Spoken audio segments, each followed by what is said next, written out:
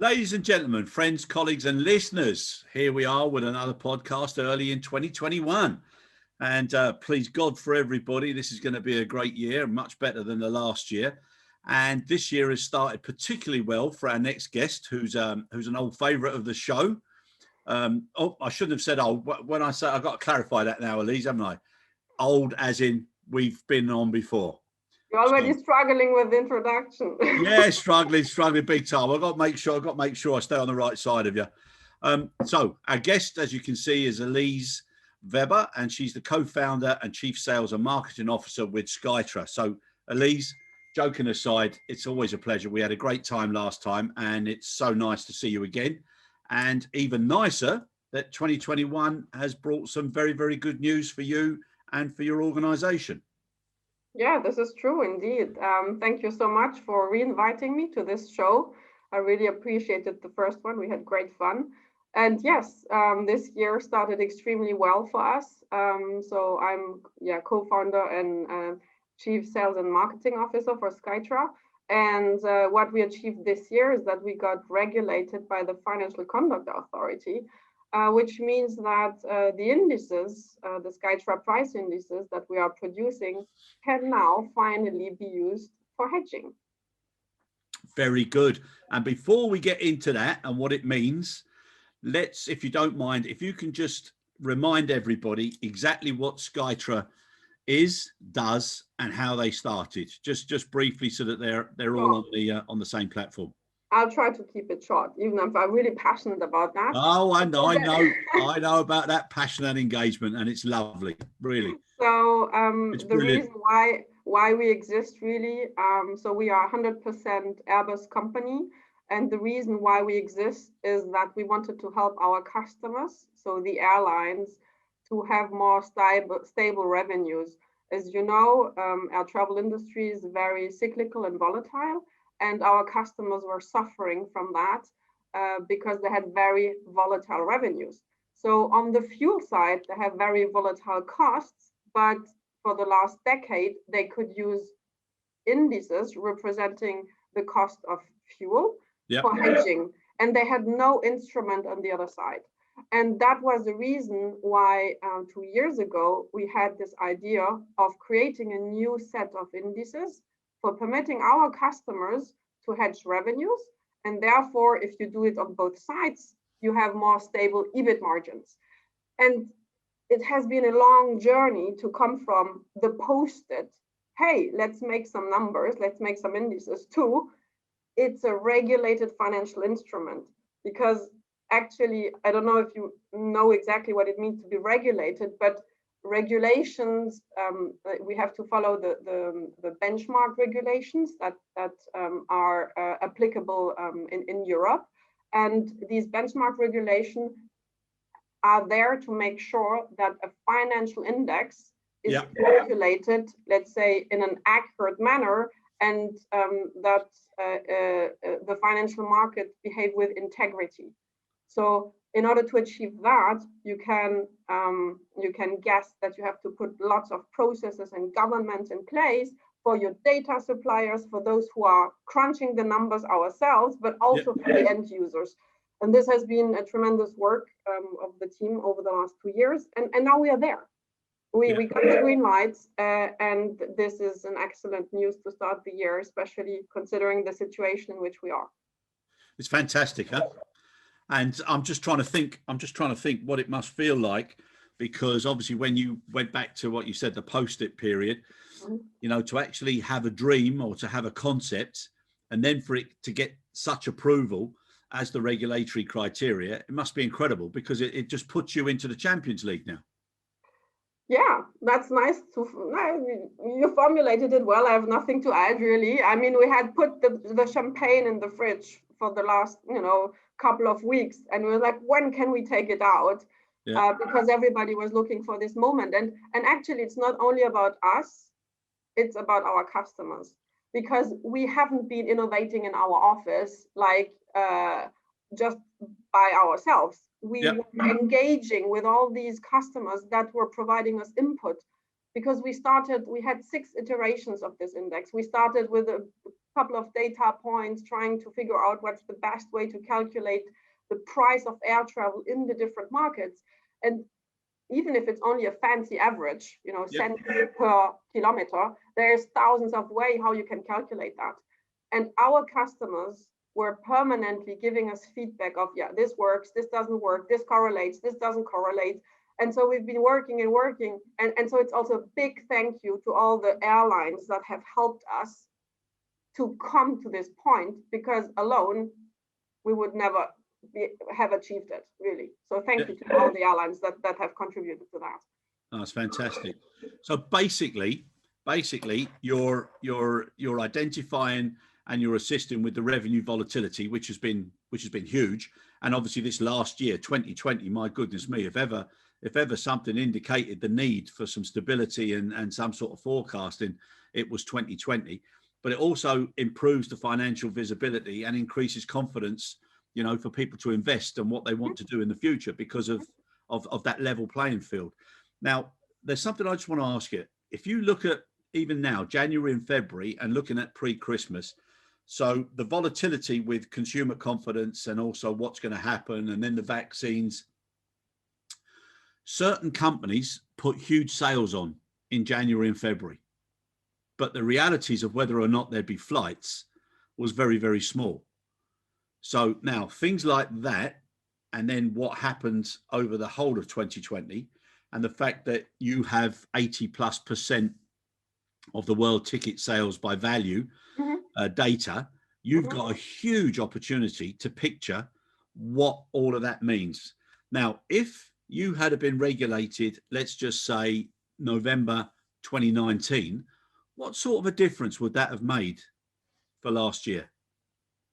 So, of course, the answer is always, it depends on each company, which strategy the company would have adopted.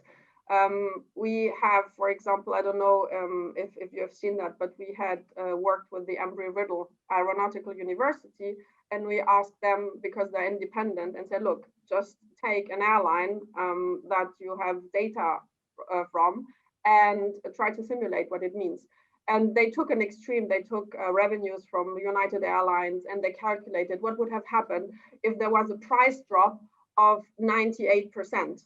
I mean, it was an incredible, but it was just a scenario. And yes, of course, what would have happened is that their hedge would have paid them out, and it would have given them a big parachute in order to readjust their operations. They would have gotten a big cash flow out of that. But this was an extreme situation. Because prices haven't fallen there was not a price fall of 98%. However, we saw, for example, in the US, prices falling by 40%.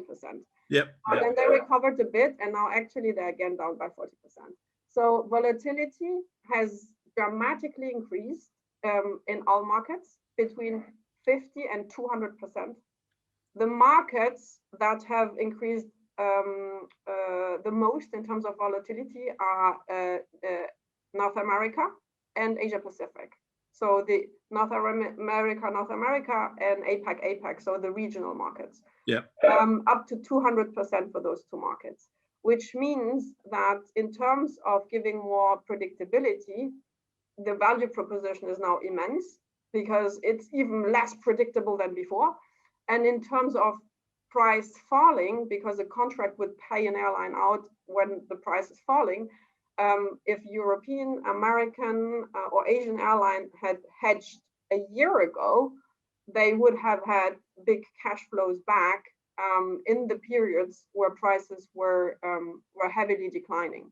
So of course, then if you're hedging, then you readjust your position. And so I can just take big lines. Indices that we have observed, depending on which strategy you have used for hedging and with instruments, however, it would have protected them, and it wouldn't have compensated for all the losses, because of course people weren't traveling anymore.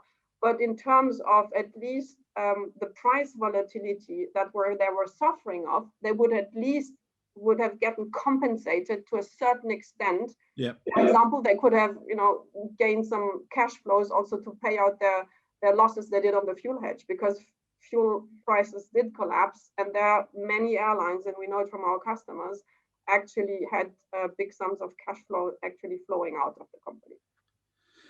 So I'm assuming now that you'll be able to use all of these simulations of 2020, and that will be an incredible underlining sort of motivation for people to get on board. So I mean, I don't mean to say it the way it'll probably sound, but in some ways 2020 has sort of brought the realities of like reinventing risk management for the air travel side, and to make them more aware of the importance of effective risk and mitigation. Yeah, totally. So, I mean, as I said at the beginning, we've been working with different airlines to produce these indices. And now, in order for them to use it, there is some steps they actually need to follow to get the first hedge placed. So when we went out with the announcement last week that we got the regulatory approval, we had one quote from the SVP Bruno Le Cerf from Air France. We have asked him if he wanted to quote, because he's very close to us and he has been so involved during the last 2 years with this whole team. So we asked him, do you want, to publicly quote? And he was like, yes, please, because of course his team was waiting for this moment. It's only one example. Of course, we're not only working with Air France, but I wouldn't quote other companies here without having asked an approval before. But there is other like Air France that have worked with us. And now for them to use it, there is another, I would say, 2 to 3 steps they need to go through. First is now with these regulated benchmarks, they have to do some correlation analysis internally, what they're just doing, and we're helping them with them. So then the next step is they have to get an approval from the internal risk committee that they can use this new financial instrument. So every head of treasury has a policy he has to follow. So it will, for example, say you are allowed to hedge, for example, 30% of the fuel consumption over the next 2 or 3 years. And likewise, now this hedging policy needs to integrate what he is allowed to do on the revenue side. So once the risk committee has basically approved this new risk management policy, then Air France can say, good, so now I can put my hedges on, and I will work with one of my banks that I'm already working with in order to place the hedge. And they can use well-known instruments, they can use options, collars, swaps, everything they do on the fuel side, they can do on the revenue side. So these are the 3 steps they need to go through in order to have the first transaction done. Okay, it's fantastic. And you've also got a strategic collaboration with IATA as well. So it's another tick box of support. Yeah, I mean, obviously, ours and IATA's objectives are fully aligned. Yeah. Because if somebody is interested in the health financial strength of the industry, I can't think of another industry body that would be more interested than IATA. Yeah. For this reason, for example, actually, Brian Pierce, the chief economist of IATA, is part of our Skytra independent oversight committee. As part of this governance we had to put in place to get the approval, we have constituted a committee that actually monitors how we are calculating our indices. And Brian Pierce is on this committee because he can judge if for any reason we have to change our methodology. Yeah. The experts will be able to judge if it's something that is appropriate to do or not, and what could be the consequences for the markets if we do it. And so we have a committee of experts. There's not only Brian Pierce, but he's, because you were mentioning IATA, he's representing IATA, so therefore the airlines in this committee. And he, together with the others in this committee, will make sure that we actually do and deliver what we said we would do in the first place, basically. And yes, so this is one axis of collaboration with IATA. It's more in the governance, but beyond that, they are a data supplier because they do have the world's biggest transaction database of tickets sold, which we inject and we combine it with other data sources, but they are actually one of our fundamental data suppliers. So there is the collaboration from the governance perspective, also from the data perspective. And the third pillar actually is the whole education, because we are, of course, collaborating with them in their industry forums and so on to educate the relevant community on how to use these tools. And you mentioned there several times about the size of the data bank that you've got access to. Mm-hmm.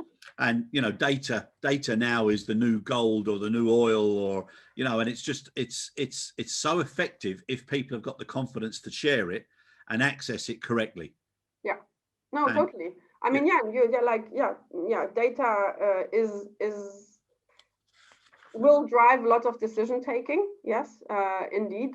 And our ambition was, without pointing to other examples which are maybe not that positive, but there's lots of benchmarks out there that have a couple of data points per day or transactions, and this will form the reference. So we don't have a couple of data points. We did capture last year 2.6 billion flights from IATA, and we have another 20 billion price checks per day that we're ingesting. So we're not talking about a couple of data points. That is really, let's say, big data at its best. And the reason why it took us 2 years was also because this whole methodology and the way we crunch the data needed also to be approved by the regulators. And they had basically to put their stamp on it and say, yes, this is a right and accurate way to do it. But by ingesting this whole amount of data, we can be confident, and also that's the reason our customers can be confident, that we are in a position where we can accurately, all over the world, represent the price of air travel in the regions. And every market dynamic that will happen, if prices collapse or go up, we will capture them. And this is important. If you have an instrument that does not reflect the underlying reality, your instrument is worthless. Yeah, no, and it's also like sharing or having access to a single version of truth. Yeah. For everybody. Totally. So, you know, they've got such confidence that what they're seeing, nobody has to say, well, you know, is this, or are they taking that into consideration? That is it, and that's what everybody else uses. So, yeah, no, it's a wonderful tool. You must be so pleased every night you go to bed that you can get up early the next day and have more success, huh? Yeah, but you know how I am. You know, I'm already thinking about the next. Because if you think about having a regulated way to measure air travel all over the world, there's so many other areas you could drive simplification with. And for example, one area we're currently also exploring together with airlines, but also with corporates, is to simplify the way you're doing air travel contracting on a corporate level. Yep. So, because if today you are a big company like Airbus, but there is lots of other big companies out there like Airbus that have big travel spend of whatever 500 million per year or even more, and they want to have good corporate deals with an airline. Today, the reality is that it's really a painful and long negotiation on a route level. So they will negotiate a corporate discount, for example, between Paris and Toulouse in letter class Y, and they will negotiate like destination by destination. So think about the corporate, how thousands of millions of destinations they have to serve, and then per letter class. And then when it comes to booking, then this letter class, well, sometimes it's not available anymore. Yeah. So your deal doesn't really help you.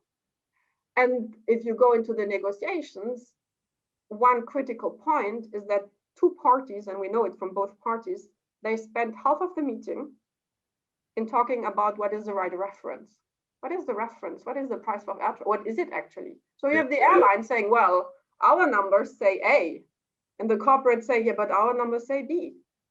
And therefore, you have sometimes even in the middle consultants company that are helping preparing the data for the negotiations, because there's not a single source of truth. So this is all non-value added, because you don't talk about service and discounts or what you want to achieve. You don't talk about what actually matters. You talk about what's the right reference. Yeah. And I could talk about ages why it's better to have just the single reference and simplifying and negotiating on a regional level. But in a nutshell, both ends are suffering today. Corporates are thinking, well, is it worth it to negotiate? I'm having 20 people that are in charge of negotiating all these airline contracts. Wouldn't it be just better just to book on the internet? Is it worth it to have these 20 people negotiating on an O&D on a letter class level, these deals? Do I actually get something out of it? Sometimes I'm looking on the internet, I'm thinking, well, my corporate deal is actually not that great. The only thing they want to achieve is to say, if I'm negotiating, I want to make sure I get a discount on the public fare. That's the only thing they want to make sure. So if tomorrow they can have an independent third-party provider that is saying, this is the price in Europe, and you'll get a discount wherever you fly in Europe, you'll get a 20% discount based on this, on that price, they will say, okay, I'm fine. I know it's better than the public fare because what you're measuring is the public fare. And even the airline, and that is really funny because the airline is saying, well, actually, we have really difficulties to demonstrate to our corporate customers that it's worth it negotiating with us. Yeah. They have the same problem. Yep. And they said themselves, the complex revenue management system we have built up is cool for individual travel. It works. But on a wholesale market for corporates, oh my God, we have built ourselves something so complex that we have difficulties ourselves to demonstrate, hey, actually, you really have a good deal. Yeah. And so both sides are suffering from the same, basically, they have the same issue. And therefore, what we're now going to do is we're going to bring them together. And in February, we will launch a proof of concept where we will use Skytra price indices as a reference for negotiating corporate deals. And we will see where we come to, if there is some blocking points that we have to remove, or if it's straightforward, but you have to start small, and then we will see if we can scale up and how quick it will go. Yeah, no, it's incredible. We did a podcast with a well-known character in the business, cargo business, Steve Pullmans, and he used the term which I really like, deduplification of information. Mm-hmm. And basically, if that's done, and it makes it a lot simpler, I mean, everybody is clearer, apart from the people that will probably be sitting down from February onwards thinking, oh my God, what am I going to do now? Because I was advising on this minefield of complexity, and now they're not going to have to do that task anymore. Well, I would say, if you're clever and you see that there is a new way of contracting, you will have to educate the people and to make it happen. So you could also say it's a great opportunity for consulting and saying, well, you will have to change the way the corporate contract works and so on. So maybe instead of helping them out to sort their data, I can help them in, okay, so if we want to implement this new approach, which are the changes we need to put in place to make it work? So it just depends on, how you look at it, really. Yeah, no, very well said, very well put. Now you spoke there about proof of concept, and you've also made lots of reference to governance and rules and everything. Mm-hmm. Can you just elaborate now on the depth and the amount of work that you guys had to go through with your code of conduct, code of practice, your various rules, guidelines, to make sure that you had a degree of compliance that was acceptable under the governance guidelines? Yeah, sure. I mean, I will give you, let's say, a more broader level. I'm not head of compliance. We do have actually people that do that and would be in a much better place than me to give you all the details. But what I can say is that in terms of respecting the benchmark regulations, what you have to do is actually the whole chain from the data supplier to the benchmark producer and the end user. You have to follow certain rules, policies, and processes. So for example, the suppliers like AITA or Kiwi that we are using, they have to follow a code of conduct. in the sense of they have to, for example, in terms of their behavior, but also in terms of the data analysis they have to do some quality checks. And for example, any suspicious transaction or behavior they are seeing, they have to raise the flag. I'm giving you just a practical example. If you know that, for example, you have a steady data flow from one origin and destination, a certain amount of tickets, and for any reason, these tickets overnight double. This is not normal. So it might be driven by something really what's going on, but it might also be driven by or an error in the data flow or some sort of manipulation. So they have to put in place, it can be, let's say, technical controls, but also like from their behavior, they have to raise the flag, and there is, let's say, agreements we have in place, but which in certain, let's say, after certain, immediately when something like that happens, they have actually to raise it so that we can deal with it, we can control it before the value gets published on this given date.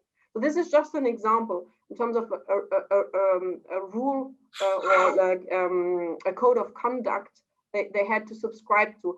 But it also means from their side and also from Kiwi's side that they had to put in place lots of technical quality controls and have to have a new process, a policy internally. What do they do if, how do they escalate the problem, and all of that.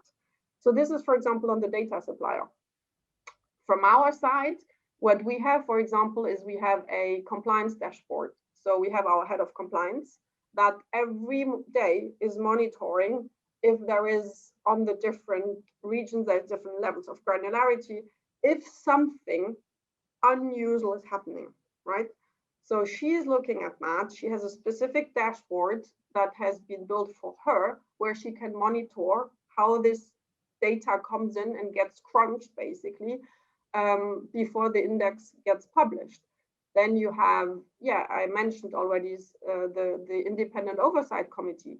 When we have to make a change in our methodology, we can't just say, oh, okay, good, okay, we have there, okay, there's less tickets coming in, let's just reduce the amount, it doesn't matter, it's all average. So no, it's like our methodology, and that's part actually of being regulated, is public. You can go on our web page, you can download the methodology that we use, you can download the usage rights of the licenses. Everything needs to be transparent, and we have to treat customer fairly. So it means that we can't give one index to a certain price of one airline, another airline rocks up and we say, well, you can get it for half the price. Or so we also, it's all is transparent and regulated. If we don't treat our customer fairly and give more favorable conditions to another, we would distort the market. Yeah. So these are just examples to tell you in terms of processes, governance, and how we behave, what we have to stick to in order to follow the rules and the principles that are defined in the benchmark regulations. Okay, good. And you mentioned Kiwi.com. Yes. And they're, can you elaborate on what they are and how and why? Sure. So what we are doing is that we are cross-referencing two data sources. We take the IATA transaction, and what we do is that for every ticket that gets sold that we see in the IATA database, what we do is we allocate a public fare to every ticket. So why do we do that? Because in IATA, even if you have all the transactions, it's not always the public fares that you can see. So sometimes it's industry averages, sometimes it's like miles and more tickets, friends or family tickets. Sometimes it's babies, sometimes you have zero price tickets. And it actually it does not reflect the public fare. What we want to measure is like, if today you go on the internet, what would you pay? Yep. So that's the reason we have to know which tickets got sold on a given date, on a given route in a class. So we can see, we have all the information attached to the ticket. So whatever, BA flight 307 between Paris and London, a letter class M, whatever, at this time. And we have all this information. We use all this information except the price.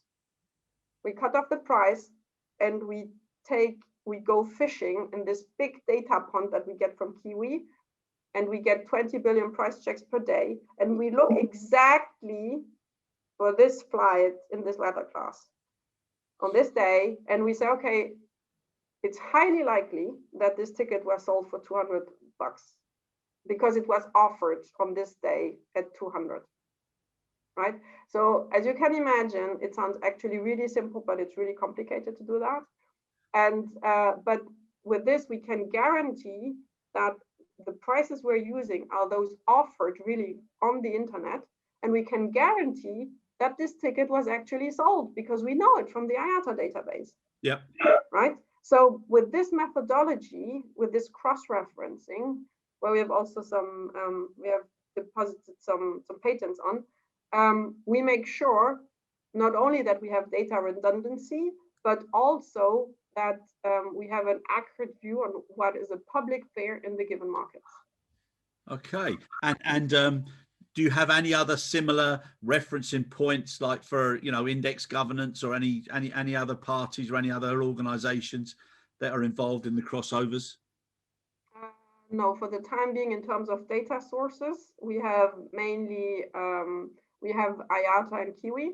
We can consider on, let's say, medium or long term to complement, you know, data sources. But for the time being, I think with 83% of worldwide transactions, we are in a good place. It does not mean that we will strive to, you know, go get closer to the 100, but in terms of representing an average price, we're already really accurate. So why not in the future? But it's not a necessity for the time being. It's not one of our priorities. And any other benchmarks? So for the time being, we have launched 6 benchmarks that are measuring the price of air travel in economy. Okay. So it's economy class in 6 markets. And economy represents roughly 70% of worldwide transactions. Sorry.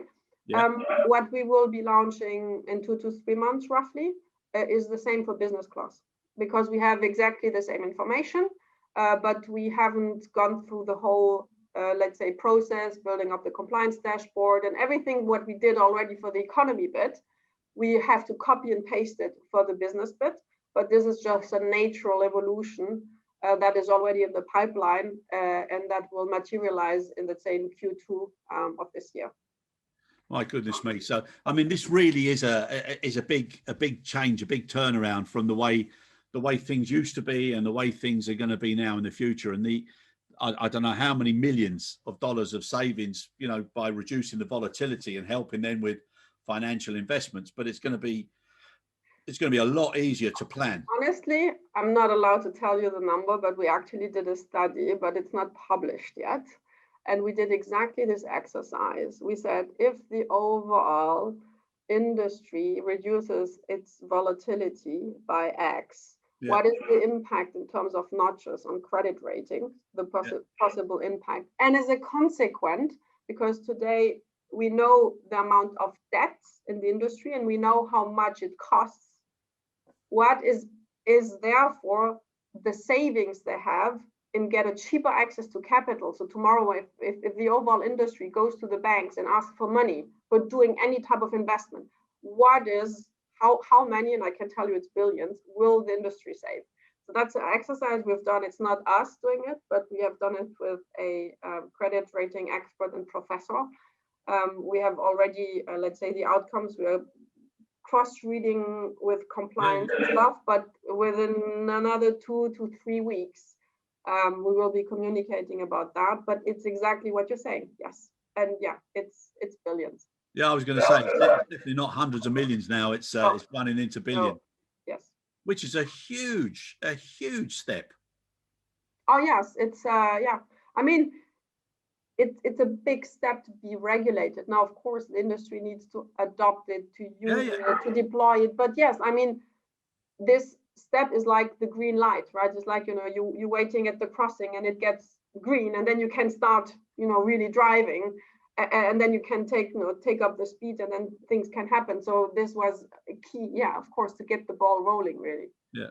So there's gonna, you know, there's a new, almost like a new vertical now in most of the businesses now. that need to be familiar with this, and then to understand how to work with it and introduce it. And, you know, they're going to make things hugely different. But honestly, Chris, you were saying before, yeah, you must be now like really happy and going to bed, you know, every night, being really relaxed about this milestone. Actually, I'm more excited than ever and I can't sleep because I'm thinking about all the applications, and every day there is new ways or, you know, applications that not only come in our mind, but are driven by, for example, insurances. There's air travel insurances, right? Yeah. And for example, the amount they pay out if a flight gets canceled to an individual traveler depends on how expensive air travel is, right? So they can use this index for, you know, having for pricing their individual travel insurance. So if prices move up, you pay more for your insurance. If prices put down, you pay less for your insurance in the given markets. So or lessors saying, well, maybe we could have floating lease rates.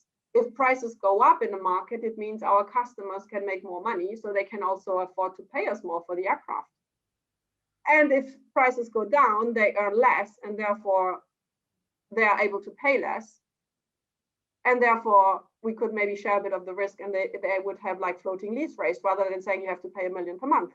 So there's so many applications that kind of are like coming up, and it's not going to be us always the main driver because we are not an insurance, we are not a lessor, right? But we will always be just a data provider, a benchmark administrator. We will say licenses are here, you can use our benchmarks, and we make sure we measure the price of air travel in an accurate manner. That's our commitment. Yep. But you can use that to drive lots of innovation on the back of that, be it for leasing rates, air travel contracting, insurances, whatever. So it goes far beyond only the hedging. That was the reason why we did it in the first place. But I mean, maybe in a year's time, we sit here together and there is like 10 different applications of this thing, and maybe another one I can't even think about today. I'm sure when I was talking about going to bed, there's a difference between going to bed and being concerned about what's going to happen the next day, and looking forward to going to bed so the next day comes quicker because there's so much excitement and opportunity. Oh, yes. Yeah. And I think it's fantastic. I think fair play to you. It's nice to start having good news stories now in 2021, because I think that's what everybody needs. And anything that can stabilize and just give that level of confidence and security and clarity is so important. Because and you know what, for me, there was like one fundamental dynamic in the summer that gave me a lot of confidence, because I was always concerned about when travel restrictions get eased, will the people mentally be ready to take the plane again? Because it's not only a thing about the government saying, okay, the travel ban is lifted, you can take the plane. It's also, are people mentally, psychologically ready to do that? And what happened, for example, in Europe, it was just extraordinary. It's within 6 weeks, the traffic was at minus 80-90%, and within 6 weeks it went to minus 50. So if I say minus, it's compared to the previous year, right? So there was a 50% increase in traffic within 6 weeks. Yep. It was around July, August, when the first wave was gone, travel restrictions got lifted, and people just desperately wanted to go somewhere for holidays, really. Yep. So in Europe, there was this big spike immediately. So it shows that there is still this underlying demand and the willingness for people to take the plane as soon as it's possible, which for me was so reassuring to see this surge, because it shows the willingness of people to travel, which makes me actually pretty confident that at least, let's say, the short haul markets like Europe to Europe, Asia, North America will recover quickly. And that's what we are actually already seeing in our numbers. The regional markets are currently down by minus 50%. So they're behaving much better compared to the big, like transatlantic, transpacific, the long haul markets that are still down minus 80 roughly. But the others actually are coming back. Yeah, I think the point to points, and also with the vaccines now, people are hugely, they're just waiting to go. I think one thing that will change is their habits. So instead of having lots of short little flights, I think they'll go for longer. They'll want to make a lifetime's experience. Instead of in a lifetime, they'll want to do that every year. So I think the habits of the travel will change. But as soon as it happens, I think there'll be an explosion. So, and thank heavens there will be. No. People are very resilient. And like they say, whatever goes down is going to go up. And then when it goes up too far, there's always a correction somewhere. So yeah. I think, you have also seen the limits of I'm glad we can at least meet online, right? But, I would just love to sit in front of you and to look into your eyes, like really. And honestly, I do remember one of the managers in Airbus was describing Airbus as the biggest physical worldwide web, because you're connecting people. What you do is physically connecting people in a global manner, because with your aircraft you can fly wherever you want. And I think we have seen that during the pandemic, the virtual World Wide Web has also its limits, and we actually need the physical World Wide Web with planes that are connecting people physically beyond only seeing you on a flat screen. There's so many aspects that have suffered, and people themselves are suffering, that I think as soon as it's possible, yes, the physical World Wide Web will take off again. Yeah, I agree with you. And again, it will be slightly different, which is not a bad thing. But I think people will appreciate so much more as things start to come back. And thank you for that. That was the nicest thing somebody has said to me on a podcast, that they can't wait to look into my eyes. So I really appreciate that, Elise.